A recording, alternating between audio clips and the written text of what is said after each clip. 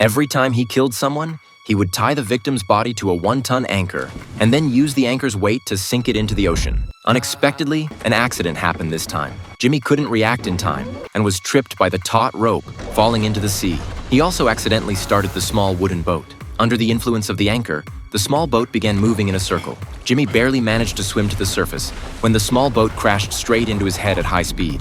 Fortunately, the injury wasn't too serious, and Jimmy managed to save his life. But the small boat kept circling and soon returned to the starting point.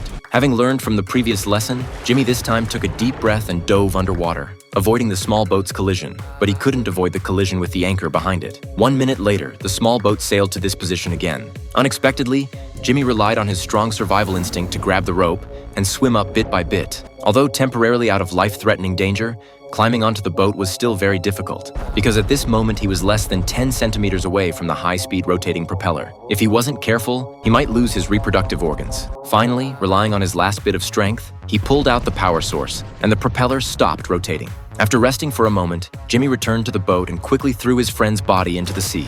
This time, there were finally no accidents. The body smoothly sank to the seabed, but Jimmy still didn't dare to relax. Just disposing of the body wasn't enough to clear suspicion. Next, he had to destroy the evidence. He drove the boat to an uninhabited shore, then sprinkled gasoline in every place inside the boat. Then he lit a lighter and burned away all traces of his friend's blood inside the boat. But this wasn't over yet. To make the small boat less likely to be discovered, he loaded it with stones to make it sink underwater. Unexpectedly, the water level here was too shallow and could only barely cover the boat's hull, while the engine was still above water. After a day of struggling, Jimmy was also powerless to attend to these details, so he turned and left this place. Eventually, he would pay a heavy price for this oversight.